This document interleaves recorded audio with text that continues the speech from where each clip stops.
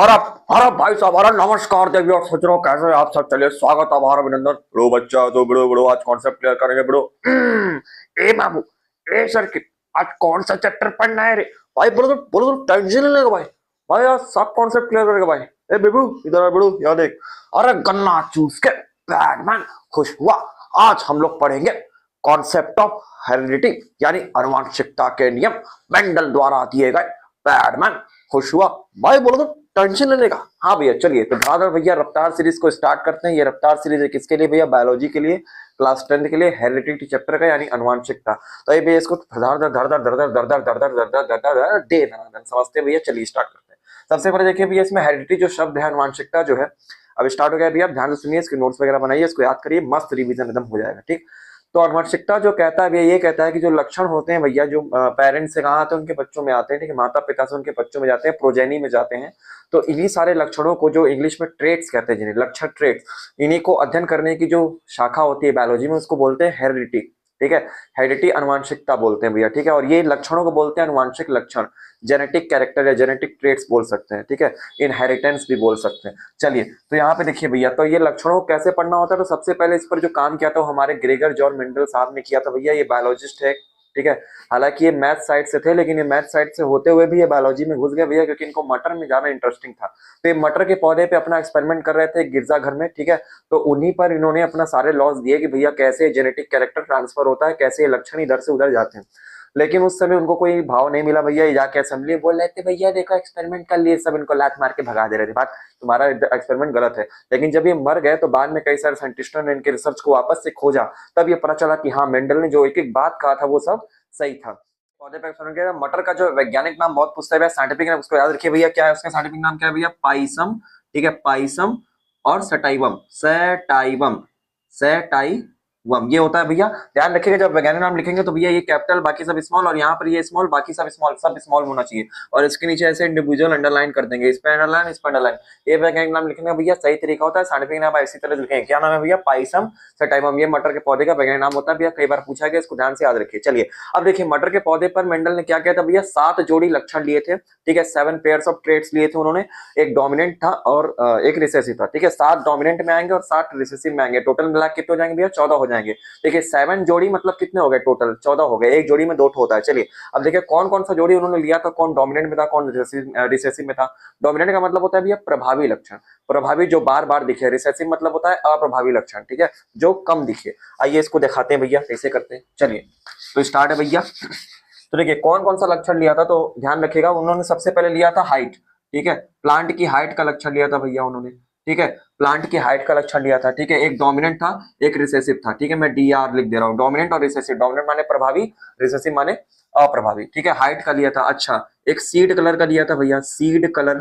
ठीक है, seed colour यानी बीज का रंग। ठीक है, ये लंबाई का, ये बीज का रंग। और एक है भैया सीड शेप। ठीक है, सीड शेप, बीज का आकार। भैया मटर देखे ना, मटर देखिए, मटर का जब दाना ऐसे से गोल गोल देखते हैं, वो क्या? उसका सीड है, वो उसका बीज है। तो ये इसी की बात कर रहे हैं। ठीक है, अच्छा, और आई भैया पॉड कलर, पॉड कलर। ठीक है, पॉड कलर।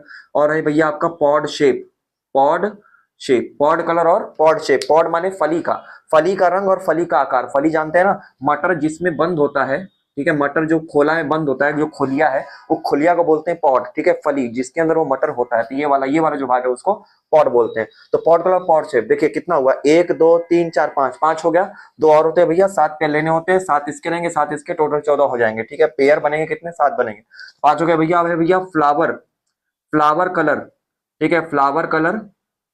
और 7वां है फ्लावर पोजीशन। ठीक है, फ्लावर पोजीशन, फूल की स्थिति और फूल का रंग, ये होते हैं भैया। 7 हो गए। 7 मारूंगा मैडम जी, 7 मारूंगा, या देखिए।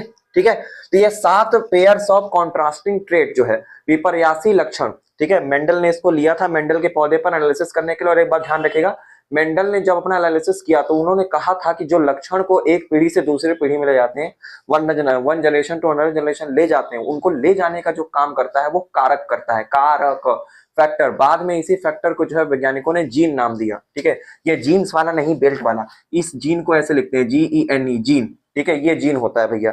ये जीन आपसे पूछाएगा तो आप क्या बताएंगे भैया? जीन क्या होता है? DNA, DNA का एक ऐसा पार्ट होता है, DNA का एक ऐसा छोटा सा पार्ट होता है जीन, जो कि किसी प्रोटीन को बनाता है, और वही प्रोटीन हमारे शरीर में क्या करता है भैया, कोई स्पेसिफिक लक्षण प्रदान करता है, कोई विशेष ट्रेट देता है, कोई विशेष लक्षण देता है, तो वो पार्ट जो होता है वो जीन होता है। सिंपली समझ लीजिए डीएनए का एक छोटा पार्ट जीन होता है, इसको आप ऐसे याद कर सकते हैं, ठीक है। ये आपसे पूछेगा एक नंबर में, आप इसको ढाई से लिख के चले आ सकते हैं भैया, जीन पे आपको पूरा नंबर मिलेगा, ठीक है। ज्यादा इस पर डिटेल एनालिसिस नहीं करना है, पीएचडी नहीं करना है, ठीक। चलिए, क्योंकि भैया सारे लक्षण वगैरह कहाँ से आते हैं हम लोग के अंदर, डीएनए से आते हैं। डीएनए जब कॉइल्ड होता है तो क्रोमोसोम बनता है जिसे गुणसूत्र बोलते हैं, ठीक है। ये सारे होता है भैया, ठीक है। आइए भैया ध्यान से देखते हैं आगे।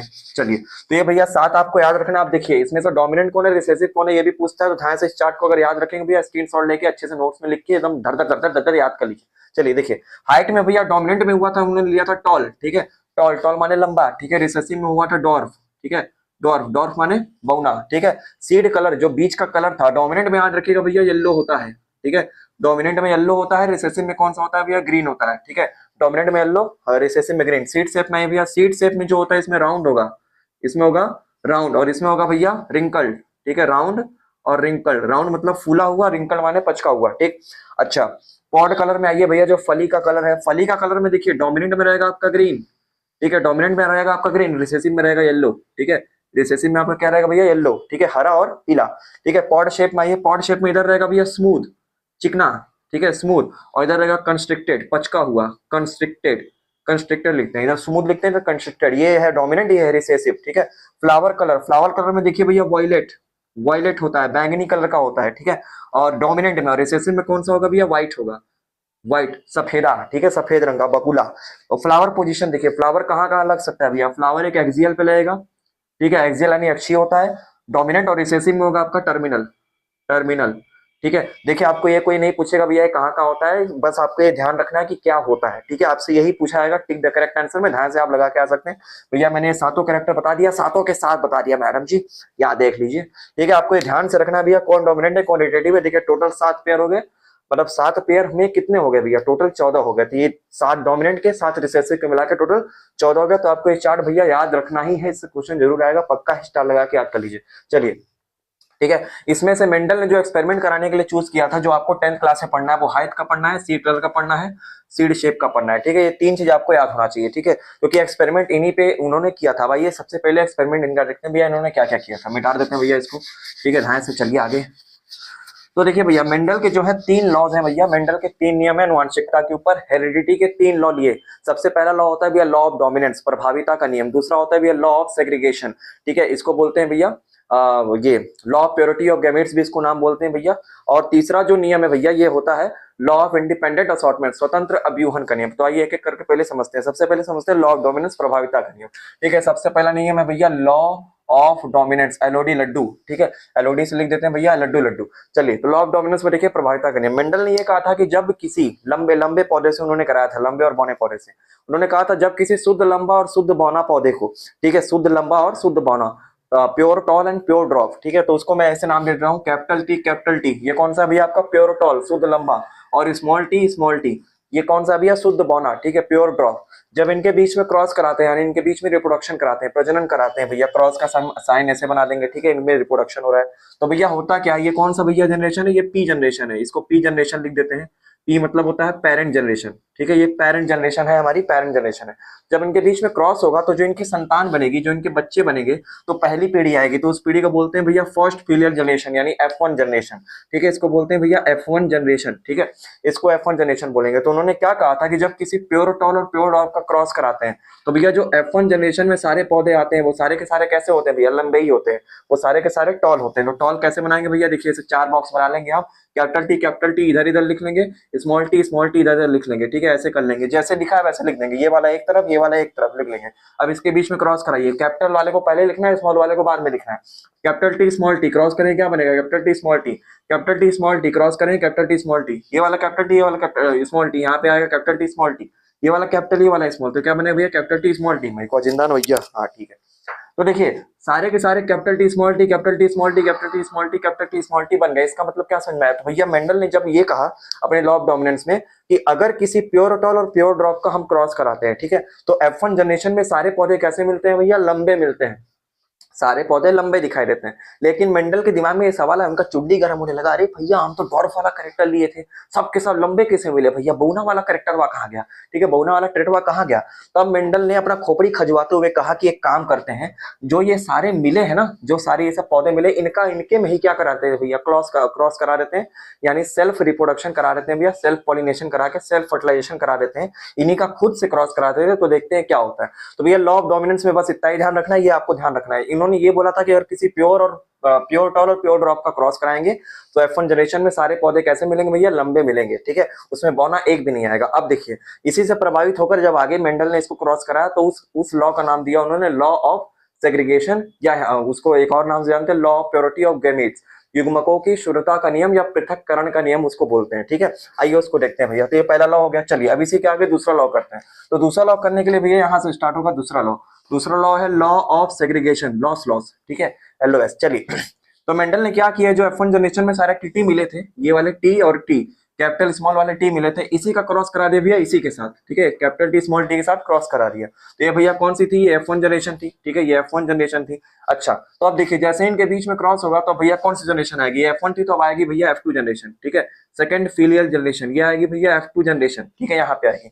अब देखिए इसका बक्सा कैसे बनाएंगे भैया, यहाँ भी इसे 4 बॉक्स खोलेंगे, इसे 4 बॉक्स ऐसे खोल लेंगे। अब देखिए कैपिटल टी स्मॉल टी एक तरफ, कैपिटल टी स्मॉल टी एक तरफ, कैपिटल टी स्मॉल टी एक तरफ, कैपिटल टी स्मॉल टी एक तरफ, ऐसे लिख लेंगे। चलिए अब देखिए क्रॉस करिए, कैपिटल टी का क्रॉस होगा, कैपिटल टी बनेगा, कैपिटल टी स्मॉल टी का क्या बनेगा भैया, capital T small T, capital T, यहाँ पे याद रखिए कैपिटल टी स्मॉल टी, पहले कैपिटल टी फिर स्मॉल टी फिर small T small T small T small T. अब देखिए भैया ध्यान से, तो मेंडल के दूसरे नियम में क्या सिद्ध हुआ भैया, देखिए इसमें ये हमारा प्योर टॉल हुआ, कैपिटल टी वाला क्या है भैया, प्योर टॉल है, और स्मॉल टी वाला क्या है भैया, प्योर ड्रॉप है, शुद्ध बौना है। और देखिए कैपिटल टी स्मॉल टी ये क्या है भैया, हाइब्रिड टॉल है। हाइब्रिड टॉल मतलब शंकर लंबा, लंबे तो है लेकिन उसमें बौने वाला कैरेक्टर क्या है भैया, छुपा हुआ है।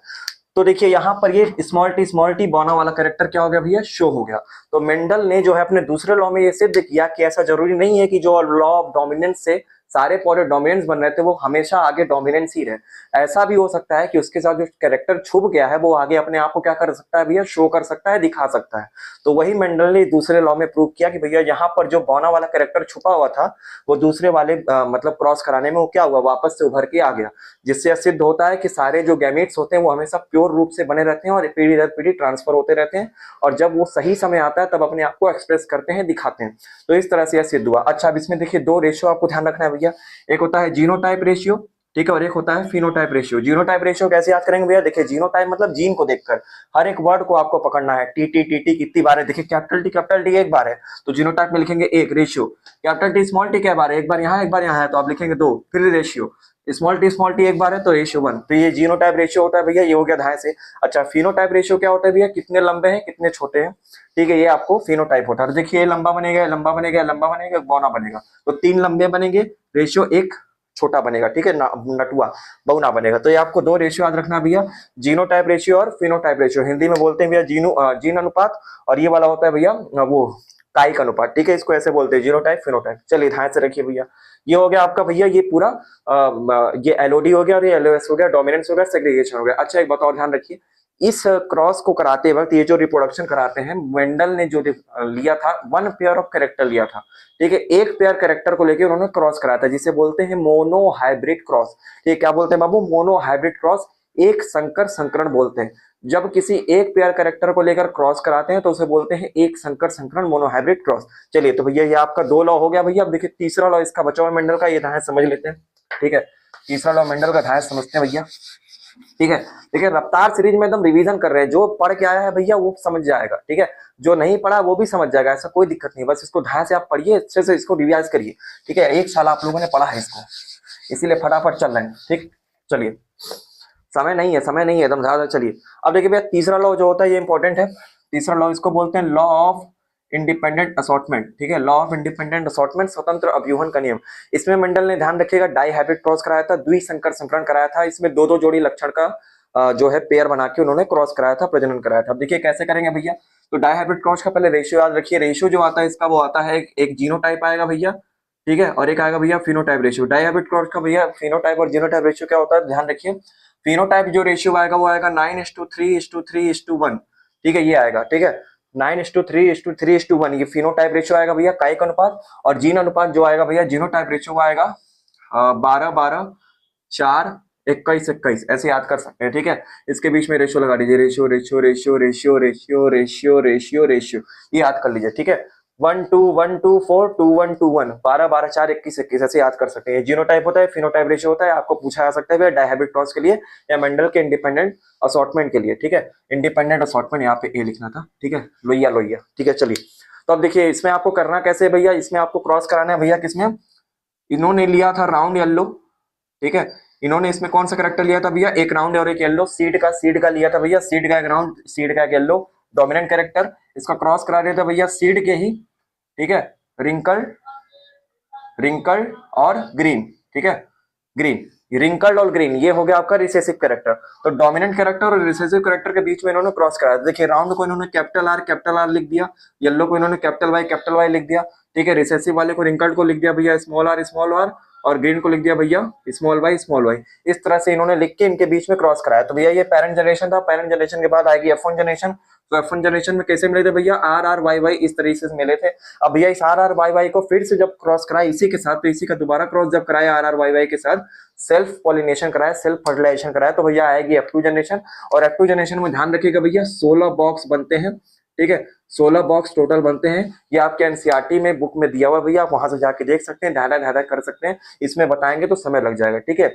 आपको ये मैंने जो मेन टॉपिक था इसका मैंने बता दिया भैया, कितने लक्षण लेना है, कितने ट्रेट लेना है, ये ध्यान रखिएगा। कौन सा रेशियो का क्या होता है भैया नंबर, इसको आप ध्यान से अच्छे से रखिएगा। क्या क्या कैरेक्टर उन्होंने लिया था, कौन सा डोमिनेंट है, प्रभावी, कौन सा रिसेसिव है, इसको ध्यान रखिएगा। क्या वर्ड यूज किया था ये ध्यान रखिएगा। चलिए बस, तो ये मेंडल का भैया 3 लॉ यहाँ पर खत्म होता है। अब देखिए मेंडल ने 3 लॉ तो ये दिया, ये तो एकदम सही था, लेकिन कुछ लॉ ऐसे भी होते हैं जो मेंडल के लॉ को फॉलो नहीं करते। जैसे मान लीजिए कोई बकरी जो है काली है, कोई बकरी सफेद है, उनके बीच में अगर क्रॉस होगा, जरूरी थोड़ा है कि काला सफेद है भैया, मिक्सचर भी तो आ सकता है, काला सफेद मिलकर क्या बनता है, स्लेटी कलर बनता है, ग्रे कलर, तो वो भी तो आ सकता है। तो मेंडल ने ये सब के बारे में कुछ नहीं कहा था, मेंडल ने बस इतना बोल के उड़ गए थे। तो भैया बाद में कई सारे साइंटिस्टों ने इस पर रिसर्च किया तो पता चला कि कुछ और नियम है जो यहाँ भी फॉलो करते हैं। तो 2 एक्स्ट्रा नियम समझ लीजिए जो मेंडल के एक्सेप्शन है, मेंडल के नियम के अपवाद है। तो दो नियम कौन कौन से भैया, ये धन्य से उसको समझ लेते हैं भैया। और बड़ो बड़ो बच्चा है तो, ठीक है, चले बड़ो, ठीक है, आइए आइए भैया समझ लीजिए। देखिए तो उसमें धन्य से कौन कौन सा है भैया, देखिए यहाँ पे देखिए। अच्छा देखिए जो 9:3:3:1 लिखे थे, इसमें कौन से पीले गोल रहेंगे, पीले रहेंगे, ये बता देता हूँ। मेंडल ने ये कहा था, इस नियम से क्या सिद्ध किया था भैया, कि जो राउंड येलो लिए थे और जो रिंकल्ड ग्रीन लिए थे, ऐसा जरूरी नहीं है कि सारे के सारे यही बने भैया। ये जो ट्रेड्स हैं, जो लक्षण है, आपस में इंटरचेंज हो सकते हैं। जैसे अगर राउंड के साथ येलो है तो ऐसा जरूरी नहीं कि हमेशा ही रहे, राउंड के साथ ग्रीन भी आ सकता है, ठीक है। और ग्रीन रिंकल्ड के साथ ग्रीन लिए थे तो ऐसा नहीं कि रिंकल्ड के साथ हमेशा ग्रीन ही रहे भैया, रिंकल के साथ येलो वाला भी जाके मिल सकता है और कैरेक्टर शो कर सकता है। उसी के हिसाब से 9:3:3:1 आया था, ठीक है। आप उसको एनसीईआरटी बुक में देंगे, टोटल बना होगा, उसमें आप देख सकते हैं जाके। चलिए अब ये ध्यान से समझ लेते हैं भैया, ये मेंडल के 2 अपवाद, ठीक है, नियम को समझ लेते हैं, एक्सेप्शन। तो पहला नियम है भैया इनकम्प्लीट डोमिनेंस, ठीक है, इनकम्प्लीट डोमिनेंस, अपूर्ण प्रभाविता, हिंदी में बोलते हैं अपूर्ण प्रभाविता। और दूसरा नियम होता है भैया को डोमिनेंस, ठीक है, को डोमिनेंस, इसको बोलते हैं सप्रभाविता। देखिए इसका अंतर क्या होता है भैया, इनकम्प्लीट डोमिनेंस का मतलब वही मैंने जो बताया, मिक्सचर हो जाता है, ठीक है। जब कोई 2 ट्रेट्स अपने आप को शो करते हैं प्रोजेनी में, यानी उनकी संतानों में, तो इनका मिक्सचर आता है। जैसे मान लीजिए लाल फूल और सफेद फूल का जब क्रॉस होगा तो जरूरी नहीं कि लाल और सफेद ही है, उसका मिक्सचर आ जाएगा, उनका मिश्रण आ जाएगा, तो लाल सफेद मिला क्या बन जाएगा भाई, गुलाबी बन जाएगा, तो गुलाबी फूल आपको शो करेगा। तो ऐसे लक्षणों को बोलते हैं भैया इनकम्प्लीट डोमिनेंस, अपूर्ण प्रभाविता, ठीक है, अपूर्ण प्रभाविता। और एक इसमें देखने को मिलता है भैया, इसका एग्जाम्पल याद रखिए, एग्जाम्पल पूछता है, ठीक है, एग्जाम्पल याद रखेंगे, मिराबिलिस जलापा, ठीक है, मिराबिलिस जलापा, ठीक है, इसको ऐसे बोलते हैं, इसका साइंटिफिक नेम है तो ऐसे अंडरलाइन कर लेंगे अलग अलग। इसका एक शॉर्ट फॉर्म में नाम होता है 4 o'clock प्लांट, ठीक है, 4 बजे का पौधा, इसको बोलते हैं 4 o'clock प्लांट। तो इसको ऐसे याद रखेंगे, ठीक है। ये इनकम्प्लीट डोमिनेंस होता है, मिक्सचर शो होता है। अच्छा एक होता है भैया को डोमिनेंस सप्रभावित है, इसमें क्या होता है भैया, इसमें अगर 2 ट्रेट्स आपने लिए, ठीक है, तो 2 ट्रेट्स अपने आप को इंडिविजुअली शो करते हैं, मिक्स नहीं होते हैं, मिक्स नहीं होते हैं। जैसे मान लीजिए एक सफेद गाय है, काली गाय है, जब इनका बच्चा होगा तो कैसा होगा भैया, ऐसा जरूरी थोड़े है कि ग्रे ही हो जाए भैया, सफेद वाला भी हो सकता है, काला वाला, दोनों हो सकता है, जिसको चितकाबर बोलते हैं, चितकबरा, ठीक है, स्पॉटेड, आपने देखा हो ना कई सारी गाय। तो उसी तरह के लक्षण को बोलते हैं कोडोमिनेंट, जिसमें दोनों ट्रेड जो होते हैं मिक्स नहीं होते हैं, इंडिविजुअली अपने आप को शो करते हैं, अपने आप को दिखाते हैं, तो उसको बोलते हैं कोडोमिनेंस। इसका एग्जाम्पल किसमें क्या लिखेंगे भैया, चितकाबर गाय, ठीक है, चितकाबर गैया, ठीक है, चितकाबर गाय लिख सकते हैं, ठीक है। स्पॉटेड काउ, इसको ऐसे लिख सकते हैं भैया, मान लीजिए सफेद गाय है तो उस पे काले काले धब्बे होंगे तो क्या है, कोडोमिनेंस है। या काली गाय है सफेद सफेद धब्बे है तो क्या है, ये भी कोडोमिनेंस है, ठीक है। इस तरह से आप इसको लिख सकते हैं चितकाबर गाय। चलिए, तो मेंडल के सारे नियम खत्म हो गए भैया। अब देखिए इसका लास्ट टॉपिक बचा हुआ है, क्योंकि इवोल्यूशन चैप्टर तो कर गया भैया, हेरिडिटी सिर्फ आ रहा है। तो अब इसमें बचा हुआ है भैया क्या, मेल, ह्यूमन में कैसे होता है भैया ट्रांसफर क्रोमोसोम का, ये उसको समझते हैं। चलिए इसको हटा देते हैं भैया, ठीक है। बस भैया अब आपका चैप्टर खत्म होने वाला है, फुल रिवीजन हो गया है, इसमें अब कुछ नहीं बचा है, ठीक है। अब देखिए जो ह्यूमंस में होता है भैया उसको बोलते हैं सेक्स डिटर्मिनेशन, लिंग निर्धारण, ठीक है। बच्चा में मेल बनेगा कि फीमेल बनेगा इसको समझना होता है। देखिए मैं बता दे रहा हूँ, ठीक है। मेल का आपका क्रोमोसोम पता है, मेल में चाहे फीमेल में, दो भैया क्रोमोसोम दोनों में सेम होते हैं। 23 पेयर इसमें होते हैं, 23 पेयर उसमें होते हैं, ठीक है। 23 जोड़ी मेल में होते हैं, 23 जोड़ी फीमेल में होते हैं। 23 जोड़ी को देखिए मैं ऐसे लिख सकता हूँ, 22+1 जोड़ी, ठीक है। ये 22 जोड़ी को मैं अलग लिख लिया और एक जोड़ी को मैंने अलग लिख लिया। ये मान लेते हैं मैं मेल का बना रहा हूँ, मेल का सिंबल बायोलॉजी में ऐसे बनाते हैं, ठीक है, ये आपको पता होना चाहिए, ठीक है। मेल का, इधर मैं फीमेल का लिख रहा हूँ 22+1 अलग करके लिख ले रहा हूँ, ठीक है। फीमेल का सिंबल ऐसे बनाते हैं, ठीक है, बायोलॉजी में आपको पता होना चाहिए, ठीक है। अब देखिए 22 जोड़ी जो पेयर होता है मेल और फीमेल दोनों में, ये दोनों में सेम होता है, इसको हम लोग बोलते हैं भैया ऑटोसोम, ठीक है। क्या बोलते हैं भैया, ऑटोसोम बोलते हैं, ठीक है। इसको भी क्या बोलते हैं, ऑटोसोम। ये दोनों में सेम होता है भैया, मेल और फीमेल दोनों में सेम होता है। जो ये लास्ट वाला पेयर होता है ना, लास्ट वाला पेयर, इसमें मेल के पास आपका होता है एक्स वाई, ठीक है, मेल के पास होता है भैया एक्स वाई, और फीमेल के पास क्या होता है भैया कैपिटल एक्स और कैपिटल एक्स। कैपिटल हमेशा लिखेंगे, ठीक है। मेल के पास होता है भैया एक्स वाई, फीमेल के पास होता है एक्स एक्स। इसको बोलते हैं हम लोग सेक्स क्रोमोसोम, ठीक है। लिंग गुणसूत्र बोलते हैं भैया इसको, इंग्लिश में बोलते हैं एलोसोम, एलोसोम ऐसे भी इसका दूसरा नाम बोल सकते हैं, एलोसोम। चलिए, तो देखिए ये होता है भैया, ये हम लोगों में दोनों में अंतर होता है। अब यही डिसाइड करेगा भैया कि अगर जो है ये मेल और फीमेल के बीच में क्रॉस होता है, रिप्रोडक्शन होता है, तो भैया क्या बनेगा, मेल बनेगा कि फीमेल बनेगा। रुकिए पानी पी लेते हैं बड़ू, ठीक है एनर्जी। चलिए चलिए भैया, देखिए बहुत एनर्जी लगती है ब्रो। देखो यहाँ पे तो एक्स वाई एक्स एक्स ऐसे लिख लिया भैया, ये मेल का होता है, ये फीमेल का होता है। अब देखिए यही डिसाइड करेगा क्या बनेगा, मेल बनेगा फीमेल बनेगा। तो देखिए जब इनके बीच में क्या होगा भैया, क्रॉस होगा, ठीक है, रिप्रोडक्शन होगा, तो क्या होगा भैया, यहाँ से एक्स और वाई क्रोमोसोम अलग हो जाएंगे, ठीक है। कौन से विभाजन के द्वारा अलग होते हैं, तो ध्यान रखिएगा यहाँ पे कौन सा सेल डिवीजन होता है, मियोसिस सेल डिवीजन होता है, अर्धसूत्री कोशिका विभाजन होता है, तब जाके एक्स और वाई अलग हो जाते हैं। उसी तरह से देखिए फीमेल में भी क्या हो जाएगा भैया, एक एक्स और एक एक्स अलग हो जाएगा। अच्छा, इस पे एक सवाल पूछता है भैया कि बताइए ऐसा कौन सा मेन क्रोमोसोम है, मेल का या फीमेल का, जो ये डिसाइड करेगा कि मतलब प्रोजेनी में यानी संतान में मेल बनेगा कि फीमेल बनेगा। तो आपका आंसर क्या होना चाहिए भैया, मेल का क्रोमोसोम डिसाइड करेगा। क्यों, क्योंकि भैया देखिए फीमेल के पास तो दोनों एक्स है, वो क्या दे सकता है, वो हमेशा एक्स ही को दे सकता है, वाई नहीं दे सकता। लेकिन मेल के पास एक एक्स्ट्रा वाई है, जब तक इसका वाई इससे नहीं मिलेगा तब तक मेल बनने का चांस है ही नहीं, क्योंकि अगर एक्स मिलेगा तो भैया लड़की ही बनेगी, ठीक है। इसीलिए मेल डिसाइड करता है कि मतलब क्या होता है, मेल बनेगा कि फीमेल बनेगा। तो हम लोग फीमेल को दोष नहीं दे सकते, लेकिन पुराने जमाने में लोग भैया पढ़े लिखे थे नहीं, साइंस उस समय ज्यादा डेवलप था नहीं, डेवलप भी था तो लोग जानना ही नहीं चाहते थे, इसीलिए लोग फीमेल को दोष देते थे। तो ये गलत है, ठीक है, मेल के ऊपर डिपेंड करता है। तो देखिए तो अब क्या होगा भैया, अब देखिए बस एज अ नॉलेज मैं बता रहा हूँ, ध्यान से देखिए, ठीक है। तो अब देखिए ये वाला एक्स इससे भी क्रॉस कर सकता है, ये वाला एक्स इससे भी क्रॉस कर सकता है, बिल्कुल कर सकता है।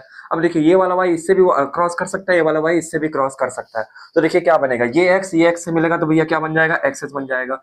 ये एक्स इस एक्स से मिलेगा तो क्या बनेगा भैया, एक्सेस बन जाएगा। ये वाई इस एक्स से मिलेगा तो क्या बन जाएगा भैया, एक्स वाई बन जाएगा। ये वाई इस एक्स से मिलेगा तो क्या बनेगा भैया, एक्स वाई बन जाएगा। तो देखिए ठीक है, ये बात भी बिल्कुल गलत होती है कि भैया जो लड़का बनता है जो लड़की बनती है उसके ज्यादा चांसेस है, इसके कम चांसेस है, ऐसा कुछ नहीं होता है, ठीक है। लड़का और लड़की बनने का जो रेशियो होता है वो दोनों का समान होता है, ठीक है, सेम होता है। देखिए 4 ठो लड़के हुए तो 4 ठो में देखिए कितना हुआ, ये 4 ठो को अगर पूरा 100% मारे तो एक का 25% हो जाएगा। तो देखिए 25 ये कितना हो गया भैया, 50% हो गया, और लड़के भी कितने हो गए भैया, 50% हो गए। देखिए ये बिल्कुल होता है, ये होता है भैया सेक्स डिटर्मिनेशन इन ह्यूमन, लिंग निर्धारण, मानव में लिंग निर्धारण ये होता है। तो ऐसा जरूरी नहीं है कि भैया लड़का ज्यादा बनेगा लड़की कम बनेगी या ज्यादा, ऐसा कुछ नहीं होता है भैया। दोनों के बनने के चांसेस जो होते हैं वो सेम होते हैं, 50% लड़की बन सकती है, 50% लड़का बन सकते हैं। डिपेंड किस पे करता है भैया, मेल के क्रोमोसोम पे डिपेंड करता है।